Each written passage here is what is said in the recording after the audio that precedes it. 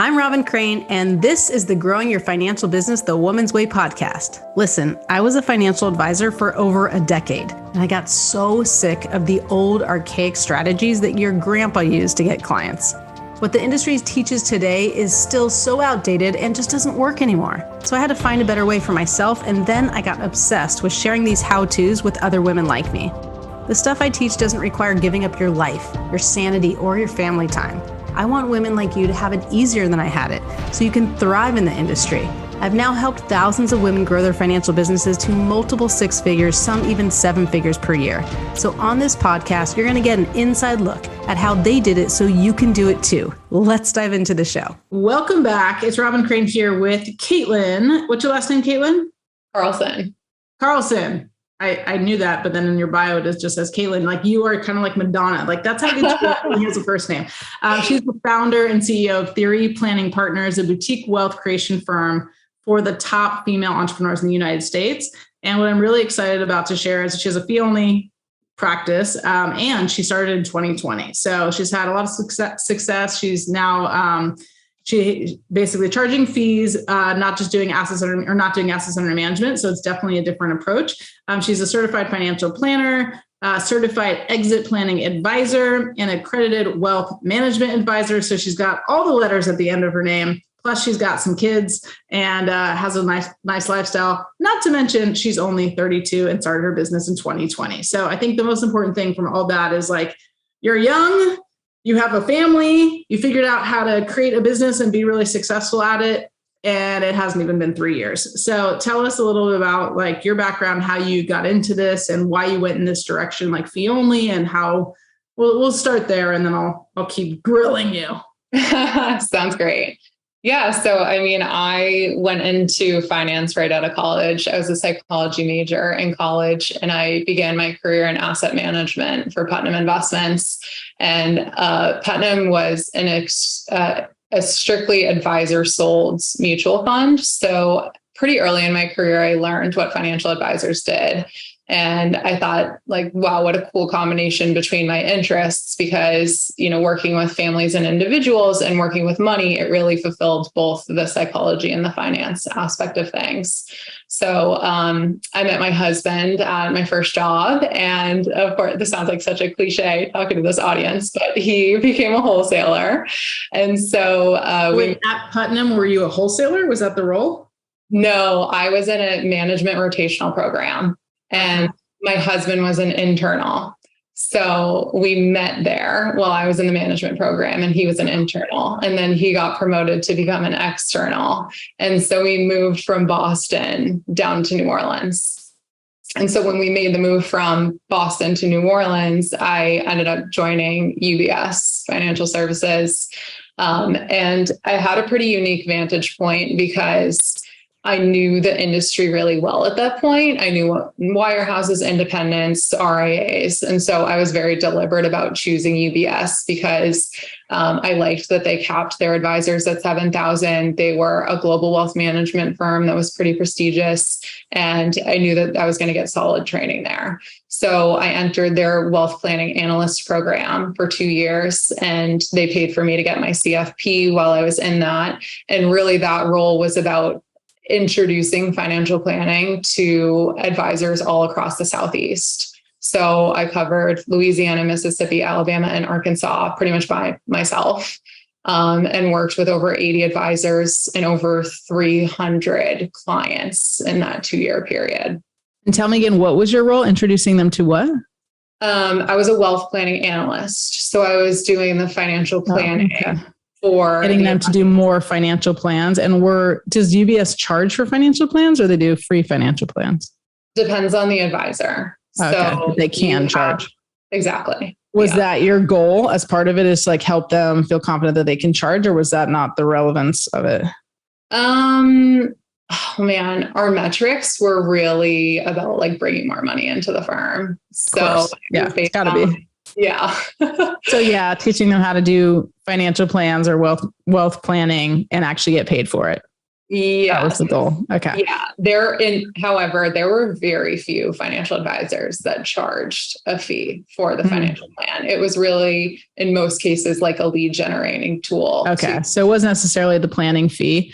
But the reason I ask is because now you have a firm where you just your revenue comes from 100% from planning fees. Yes. Okay. And so how did you decide to make that jump to go from UBS and then to go on your own? And how long were you at UBS? I was at UBS for almost 4 years. In that same role? No. So once I graduated from that program, then I became a private wealth advisor for 2 years. And did they give you clients or did you have to go get clients or a combination? We had to go get clients. Okay. So you went from basically like at UBS, you're not, it wasn't wholesaling, but similar feel, right? Where you're going to build relationships with advisors and to help them be more successful with their clients, which has a lot to do with, I would assume, business skills and marketing and sales, right? And so now you have to go on or you chose to go on your own. And now you're basically bringing in your own clients. Yes, correct. Okay. And was it challenging at first to make that jump? Or were you just like good at it because of your background and because you are you? Oh my gosh, no, it was painfully difficult. It was, I'm so grateful to my husband because he provided the stability and he kept saying to me, like, just build it the right way. Just build it the right way. So it was a luxury for me that, that is awesome. Certainly became more lean on our expenses because we were essentially living off of one income versus two. But I'm really glad that not many spouses, I feel like, would give that type of leeway. But I think because he had been in the business and understood how it worked, and he is also in business development, he understands that it takes a while to ramp up.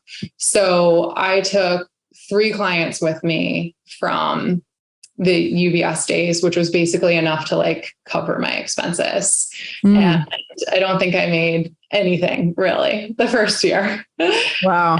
So then so you basically didn't have a ton of success at UBS, but you were at least trying to build it the right way. And then what made you decide to jump ship and say, I'm going to actually screw this. Like I'm going to go do it on my own. In 2020, did you decide that before the pandemic hit?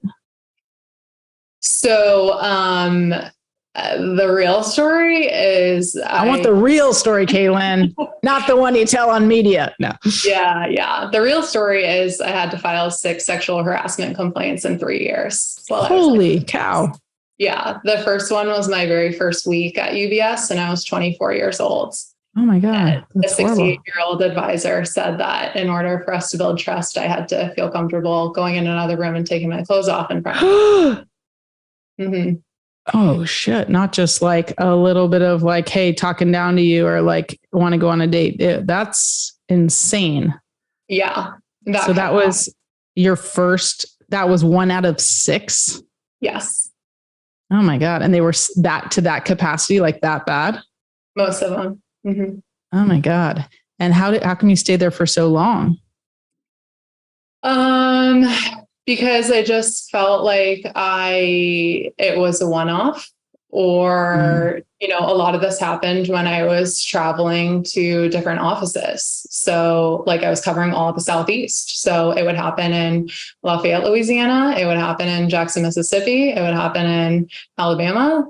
And eventually just became too exhausting to deal with. And you were but you took action. Like every time it happened, you actually filed, like you weren't afraid to do that. Every time. Because that advisor that did that to me, he ended up getting fired. And I believe because he said, if you speak up, no one will believe you. Like I've been here for 15 years and you've been here for 1 week. And I did speak up and filed a complaint. And I was nervous about that. I'm like, no one knows me. No one knows and I didn't want to get a reputation. I was an ice hockey player. So I was like very used to being in a locker room, putting up with a lot of stuff, but this was so different, such a different type of aggression. And so I did speak up and I believe that part of the reason why he got fired, and of course now he's at Wells Fargo. But I believe part of the reason why he got fired was because someone had filed a complaint before me. And so they had a history of complaints. And so actually the person who filed the complaint ended up finding out about a year later because, I don't know, one advisor was super nosy and needed to know what happened and then spread it around the office. But anyway, she came in to me one Friday afternoon and she closed the door and she said, I'll never be able to thank you enough for speaking up because that guy tortured me for years. And I'm a single mom and there aren't that many financial jobs down here in New Orleans. So it is a tearjerker. Wow. After she said that to me, I was like, you know what? This isn't about me anymore. This is about all the women before me and all the women after me. So it was agonizing and time consuming. And at times made me feel like I was crazy because I had to recount every single thing that had happened to me. And of course they're questioning and I'm like, am I crazy? Did I interpret that wrong? I don't want to get a reputation for being like too sensitive. Like I can put up with a lot of this stuff. But yeah, at the end of the day, that became 50% of my career was dedicated to filing these. Wow. Oh my gosh. Well, that took a turn like that I did not expect. And thank you for sharing and thank you for being vulnerable. And I think it's so important because I never thought about that, honestly. Like, it's not like I thought it would never exist, but that's not where my attention has been. When I first started as a financial advisor, I was in an office with two women supervisors. Like my OSJ was a woman, and then my immediate supervisor or manager was a woman, and young too. Like I was 29 and one was 27. One was, I think, my age, and so it was totally not your traditional like office, and we had then some men come in and whatever. But, when you have a woman that's like leading the office and another woman who's the second leader in the office, even though they're teaching, like I always talk about, they still taught me old archaic, like male dominated strategies when it comes to sales and marketing. But the only time I really experienced like feeling very small compared to like the sea of men was when I went to conferences, because then I'd go to conferences and like everyone is mostly an old white dude, wearing a suit. And I never had any sort of experience like that. And thank goodness I didn't, but I never really thought about the fact that like that when male dominated industry, that probably happens a lot. And I just want to say thank you and acknowledge you for that, because I think a lot of people would have that like inner voice just say, it's not that big of a deal. Like I'm never going to see them again anyway. It was just a one-time thing because I'm not even in the office. So like, who cares?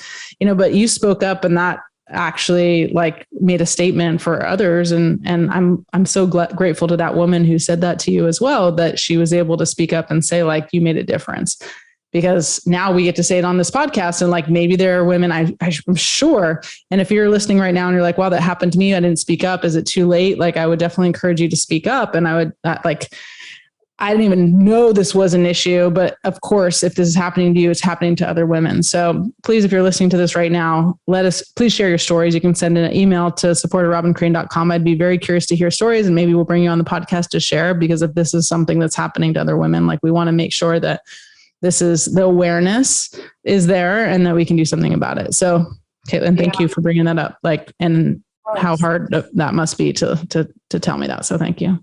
Yeah. And I think the other thing is, if it has happened to you, don't judge yourself on how you responded.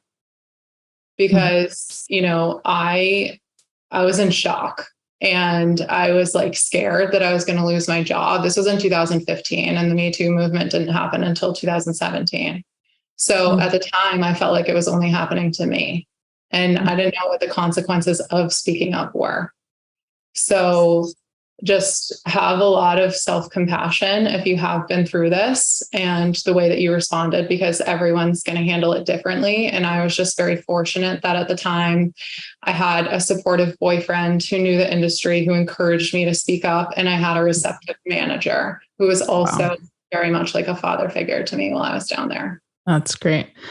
It's interesting because you're reminding me of some things that happened to me that like I kind of forgot about and didn't think that were a big deal. But what comes to mind, I had a couple of situations actually when I went traveling. I was probably about that age, like 24, 25. I think I was, 24, 25. And I was traveling in India, and I used to have these, I still have like colitis, but it's basically like taken care of now. But I had stomach issues, since I was 16, I had stomach issues. And when we were in India, we started talking to this Indian quote unquote doctor, right? And he was saying how, he heals people. And I'm always like, my ears perk up when it comes to healing. Cause I'm like, I want to be healed. I want to be healed. And like thinking that it's almost outside of me, like I don't have control of it. And like I was always kind of just like interested in that, especially like in a way that's not just like medicine. Because when I was 16, they basically said, here, take these pills and do it for the rest of your life. And it was like 6 pills a day. And I was like, this can't be good for me like forever. Like I just intuitively thought like, there's no way I want to do this forever. So I'd take it and then I'd be okay. And then I'd stop taking it and I'd be, it'd last whatever. So anyway, there I was in India and with a friend of mine, and this Indian man starts telling us about like healing, and somehow it came up and he like brought us back to his shop and he's like, let me feel around. Right. And so I've definitely never told anyone this publicly, but I've told very few people about this. And it's not that I was embarrassed about it, but it's kind of like you start to, and this is where I'm starting to understand like how you felt is like, think, well, it was kind of my fault. Like I put myself in that situation. I shouldn't have done that. And it was very much like, the what I would call micro commitment. It's like this little micro commitment that you did, and then it's another little one, another little one, another little one that you're like, well, how did that happen? How did I let that happen? And then you go into your head of like, well, I shouldn't have let that happen. And it's more focused on the fact that I did something wrong instead of this man. And so we went to the room and my friend was there with me. And so because she was there with me, also, it seemed very safe. It seemed like, well, he couldn't be doing anything wrong. He's a quote unquote doctor, right? I mean, I'm thinking like, what a dumbass am I, like in retrospect, think like to go into this room with this guy in India who I don't know in this foreign country, like it just seems silly. But anyway, I went in there and he starts like probing into my belly, like, which makes sense, right? And then it's like, okay, we'll take off your shirt. And I'm like, okay, that makes sense. He needs to get to my belly, right? And then before you know it, it was like, take off your bra. And before you know it, he's like massaging my breasts, right? Yep. And then I was like, let's get out of here. And I think, and I might be remembering this wrong, but I feel like maybe even my friend there had something similar done, but I don't know if I should ask her. I can't remember that, but it was like, once he started doing that, I'm like, okay, let's get out of here. This is not right. Like, no. And like, he was trying to sell us something too. And like, I was like considering buying something from this guy, and then he's touching my breast and I was like, what the heck? This is wrong. And so we went out of there and we're like, okay, that was really icky. Like that was not okay. Like that was inappropriate. Like I wouldn't know the first thing about telling someone in India, like this man just touched my boobs, but like it was so violating, And then ironically, like I had 2 other situations. I believe it was also in India. I was traveling for a while, but like where I was just like, we're walking up like some steps or something, and some random person, like had a thing to do in India to go grab some, Americans' boobs. But like this guy ran up to me and like grabbed my boob and ran off, something like that. And then I had the same thing happen in one of these buggy, well, I don't remember what they call them, rickshaws or rickshaw. Yeah. Rickshaw. Yeah. I'm in the back and this old man's like riding this in his bicycle, and like, we're going so slow that someone again came by like on a motorcycle and grabbed my boob. And I was like, what the heck? And now I'm like, why is this all happening? And again, not judging myself per se, but I think things come up, especially that first one, which was really like intense. Like, I'm like, God, like, why did I do that? And I just beat myself up instead of actually recognizing that like, okay, yes, we can make better decisions. I didn't make the best decision, but I made the best decision at the time. And like, but I didn't deserve that. And that wasn't my fault, and it's okay. So yeah, it's just crazy. Like the microaggression thing, that's the first guy that sexually harassed me. He did that too. So it was like over a course of 5 days where he would push me a little bit more and then push me a little bit more. Like, he was like, what's something that like a man and a woman would do that might be like, it was all shaped around like risk, like taking risk. And he's like, that might be a little bit of a risk.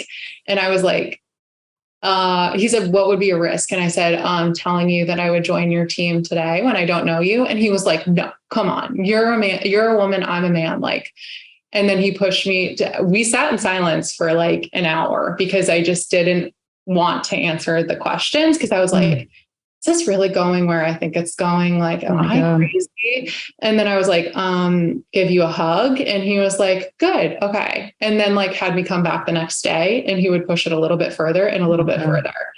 And it's so interesting because recently I listened to the podcast on Jeffrey Epstein, and I was like, wow, the parallels were fascinating in exactly the type of situation you're describing. Give him a little background? Just everything about like Ghislaine Maxwell being there. So young girls felt safe because they were like, there's another woman here. And it started off as a massage. And it was like, well, can I take off my clothes because like I'm getting a massage? And you're like, well, yeah, I guess people take off their clothes, getting a massage. And then it's like they escalate the situation. But you as like a normal human being are just, and you're only thinking about how you operate in the world. Right. So you're not thinking from like a predator point of view.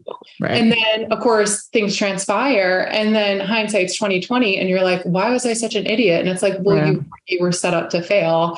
You were dealing with a predator, and the microaggressions are such a glaring sign that you're not the first one.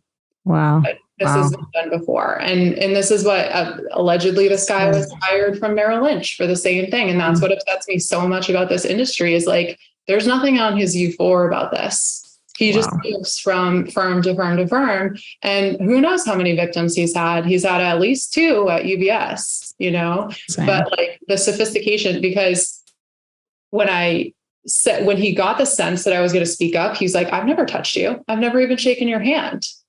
And then you're like, am I making this up? Like, well, maybe he's right. Were you thinking that? Were you thinking that? I was also like, wow, the premeditation that went into not shaking my hand. So you could say that wow. That's insane. That is freaky. Well, okay. Well, thank you again for sharing. And again, if you are, those of you listening, if you are a victim in any sort of situation, please speak up and help other women who go through this. And maybe it's not just women, you know, so we gotta support each other and do what's right. And I think just that's so interesting that came up, just because it's not, you know, I talk again about the male dominated industry and never think about that side of it. And that's obviously a problem that we, besides just getting more women in the industry, like we really need to handle and need to work on. So thank you for bringing that to my attention. So to change the course of what we're going to discuss. So you were forced to leave essentially, because not forced, but you had to, because of, you know, you're like, I don't want to be in this position anymore with guys who are hitting on me or doing inappropriate things. And so you decided in 2020 to go on your own. And so tell me a little bit about that, how you made that decision. Obviously it was somewhat easy in the sense that you don't want to be around this, but like, was there obviously, again, the straw that broke the camel's back type of thing? Or was it just like, okay, one more thing, like I'm done? Or was it also compelling because you're just like, I want to do my own thing? So tell me a little about that decision that you made. And then we'll talk about like how you've grown your business so far in just a short period of time. Yeah. So basically I did have that break the camel's back, at least for the Southeast. I had a business partner who it was an even worse situation. So I got home from that business trip and I said to my husband, I was like, I can't live in the South anymore. I just can't do it. I want to go home. So I went to my manager into UBS and I was like, you guys are going to pay for me to move home. I'm going to join a private wealth team up in Boston, which I did. And that, I switched offices. I came home, but it was still so apparent to me that I just couldn't be at UBS any longer. It was just a toxic work environment for me. And so coincidentally, the private wealth team that I joined ended up leaving and starting an RIA like 3 months after I joined them. That was a toxic work culture in a different way. It was more like, my first day with that team, it was like someone left the room and they were talking about them. And then I was like, oh God, what did I get myself into? Because, you know, it's like only a matter of time before you become that person. Right. Of course. So quick stint there. I was like, I can't. And I was also so like kind of depressed because I was just grappling with all of this stuff. Right. And so I ended up co-founding an RIA with a former colleague of mine. And I'm so glad that I did that because I think I needed training wheels to get into entrepreneurship. And so he and I co-founded the RIA, and he had some business that was the AUM model. And I told him, I was like, I really want to work with business owners. And everyone kept trying to force me to work with divorcees because I'm a woman. And I was like, no, I want to work with business owners. Mm-hmm. So I got my CEPA designation, certified exit planning advisor designation. And then, we're doing this for about a year. And then he comes back to me in February and he's like, I'm about to have my second kid. I'm really stressed about cash flow. And I don't like the business ownership side of things. Like, he just wants to be a stock picker, which is so funny to me because he's only 3 years older than me. And it's funny that we have such different philosophies when it comes to investing. But I was so relieved when he said that, because I realized that my passion was going to be working with female entrepreneurs. And so it was great because I had a year to see what I would spend money on and what I wouldn't spend money on when starting my own RIA. Okay. So when I started Theory, I had those 3 clients that I knew were basically going to pay my expenses. And then, when I started Theory, I was like, do female entrepreneurs even exist? Are they even out there? I had no idea because I had never seen them. The only ones I had ever seen were venture backed. And so I was taking a big risk to commit to this niche, basically. Right. And, I read a Michael Kitces article not that long ago that said, if you pick a niche, it's really that 3rd year that it pays off. And so it is a commitment, and you do forego a lot of business. And so in that regard, I was lucky to have my husband's salary where it was like, okay, I wasn't worried about putting food on the table, but there were a lot of days that I don't know if I felt like a failure, but I felt kind of like an idiot. I was like, am I doing the right thing? Is this ever going to pay off?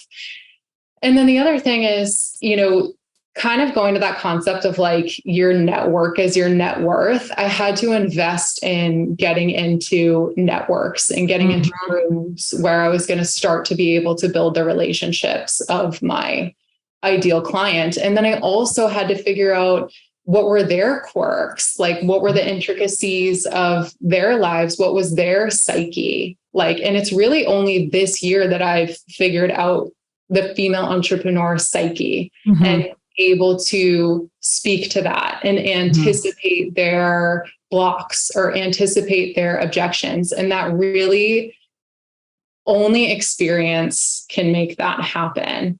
And so, me, I'm an Enneagram 3. So it's I want to achieve yesterday, Yeah. And so there were a lot of hard days between 2020 and now where only experience was going to teach me. And I had to stay, I was a college athlete. So I think a level of discipline and committing and sticking with something is very much in my nature. Yeah. And so I stuck with it and I didn't waver. And now it's starting to pay off. So, yeah. Wow. That's so awesome.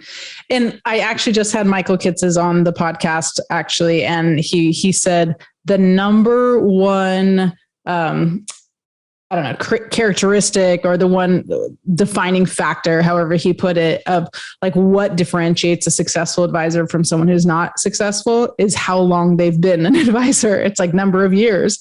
And it's if you could just survive this business and you keep with it, like you said, you're an athlete and you just got to stick with it. It's going to eventually work. It's a really good business. I think it's an easier business model. If you have AUM, you're just doing fee-based a little harder, but if you're getting recurring revenue, even if it's just fees, that's also a good recurring revenue model. As long as you keep the clients, cool, better than my model right now. Cause we do keep some clients and we have, renewals and stuff, but it's not the recurring model type of thing. So, you just got to stick with it, which is hard because there's a ton of ups and downs and a ton of challenges. So going back to the niche, I'm just curious, what type of groups, when you say you invested in groups, are you talking about masterminds where there are a ton of business owners?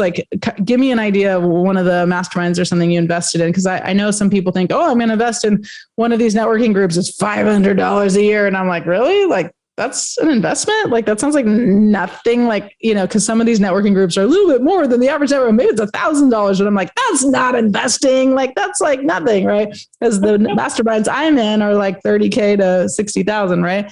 But what kind of mastermind or type of networking stuff did you invest in where you were taking a big risk? Yeah. I mean, the first mastermind that I invested in was specifically geared towards female entrepreneurs who were 6 to 7 figures in revenue. And it was like $22,000. And I had to go to my husband and be like, can you please trust me to take this out of our savings? And like, wow. Total, I'm betting on myself moment to make that work. And I've had some flops too, but I've been fortunate enough to have like some of the big investments really pay off. Yeah. So that to me is kind of like just the path of an entrepreneur. And like, I love how you made the distinction earlier. Like I needed like the entrepreneurial training wheels, because I think a lot of advisors go in because they love helping people, or they go in because they're good at math. I think most of them, like the women, it's more about helping people than the math skills. But I have met quite a few women, and even had them on the podcast, where they're like, yeah, I was like a math major and finance major. And I was like, oh, I was also similar to psychology. I was in human development. Like I'm good with people. That's about it. Don't numbers. That's why I got a calculator, you know?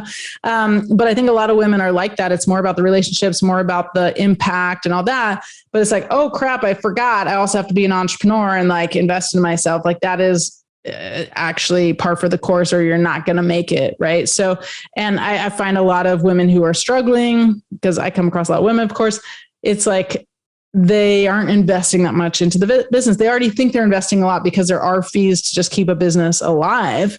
But when you compare that to someone who has a brick and mortar, or like a real investment, like someone I know just said, like she joined one of the lower cost companies to get in, where it was like $74 for her to get licensed, you know, and then she's got to grow her team. I won't say the name of the company, but, and I was like such a low entry, like, I said, you are very committed and you'll probably do awesome, but like, just be aware, like that kind of entry of that little investment, you're probably not going to get super qualified people. Like you have to really build the value in another way, because it's such a low entry level. You know, when you get people investing $22,000, $30,000 a year to grow their business, they get results because they're like, there ain't no way I'm going to throw that money away. And there's going to be some bad investments. Like I've hired people and I'm like, why did I do that? That was a $33,000 investment. I didn't necessarily get the ROI. Yes. The learning, and that learning gives me the ROI. So it's like, okay, let me not just make set expectations without telling anyone about it, and like, talk to the people, make sure I'm making smart decisions with where I invest. But it's just like, there ain't no way to grow like a successful business if you're not investing pretty big in yourself. So that's like awesome. Sweating as you're doing it, or you're just like, is this the biggest decision of my life? You like want to puke. Yeah. You're like shaking. Like I've been, signing a contract, like shaking. Like the first time I invested $10,000 in my business, I was like, oh, I felt like I was going to throw up. I'm like, this is just so wrong.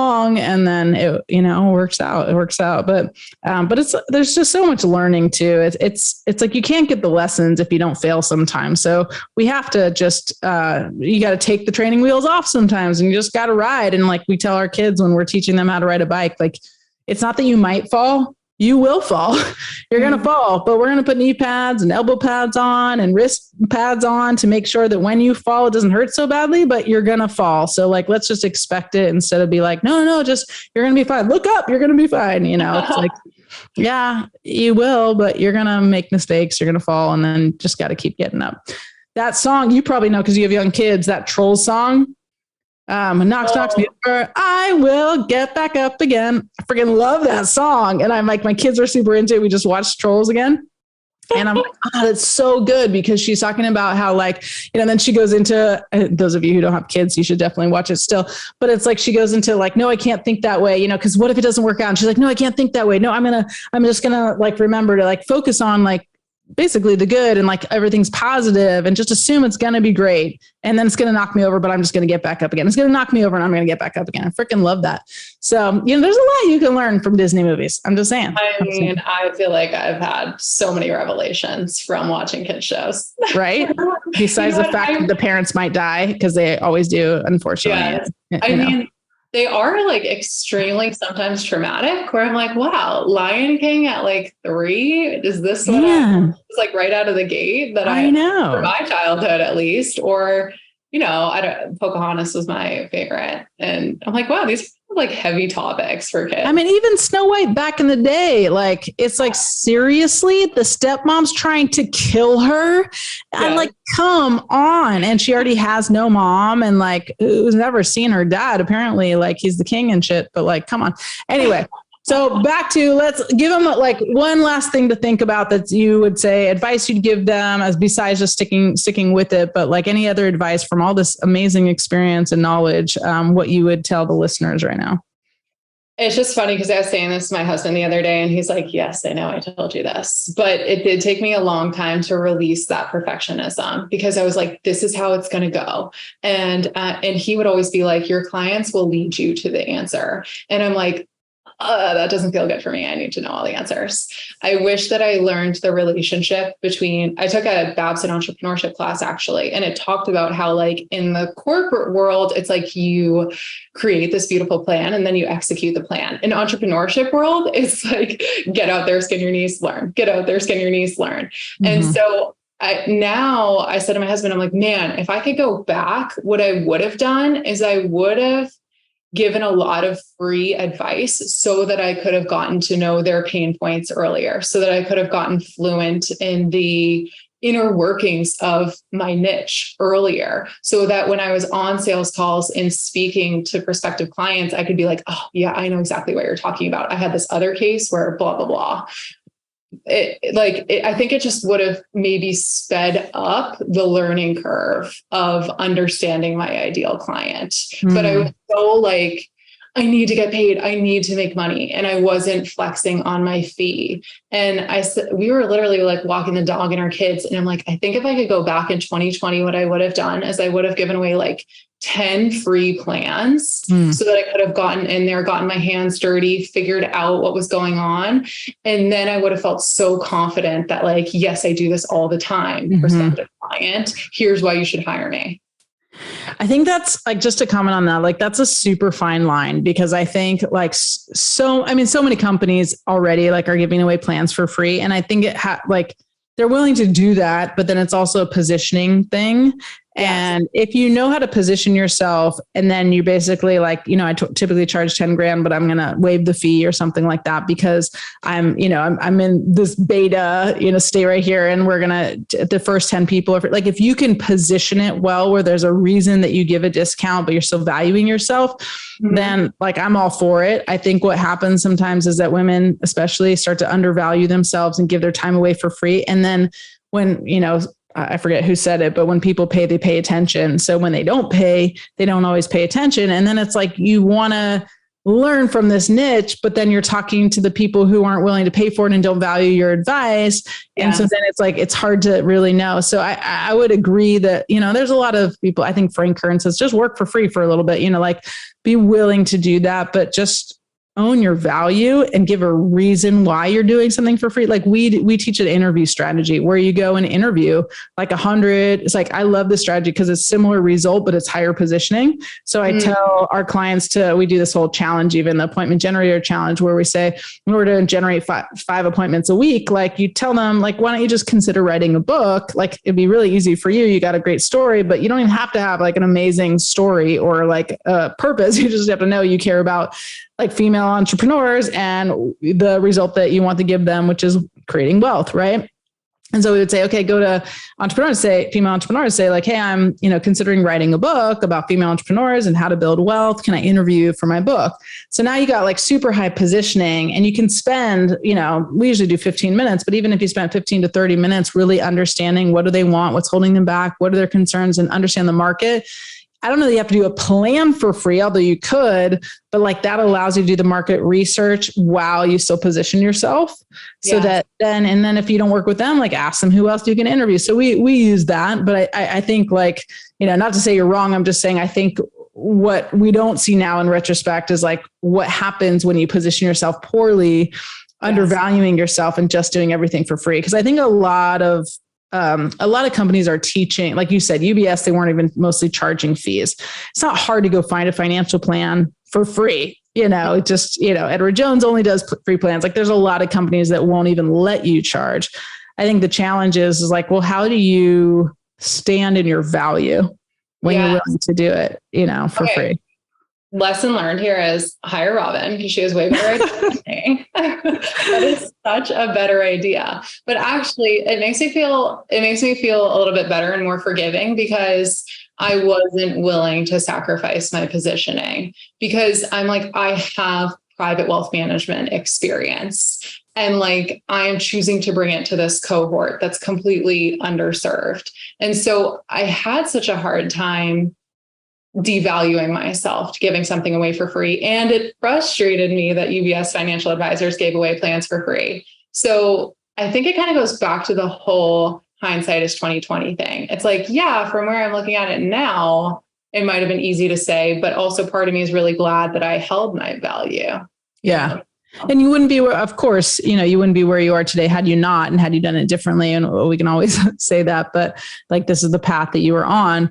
But I do think what you're bringing up, and just to kind of close us off, is like, what is a great idea is to start to question and not always do things the way everybody's always telling you to do it. But like, how can I still position myself with a ton of value and really understand this niche target market? We call it the ideal clone, but like, understand this person and what they're going through and what makes them tick and what challenges. Because you're right, 100% right about that, is like understanding who they are and what keeps them up at night and why they're frustrated when it comes to their money and where the gaps are. Like, you have to solve a problem. And if you're not solving a problem, you're not going to get clients, or you're not going to get the right clients. So if you are solving the wrong problem, you're not going to get the right clients. If you're solving a problem that they don't care about, or you're offering vitamins instead of Vicodin, which I like to say, it's like, nobody wants vitamins right now, even though I do like vitamins, but it's like, people want painkillers, or like, give me the Vicodin, like, solve my freaking problem that I'm aware of.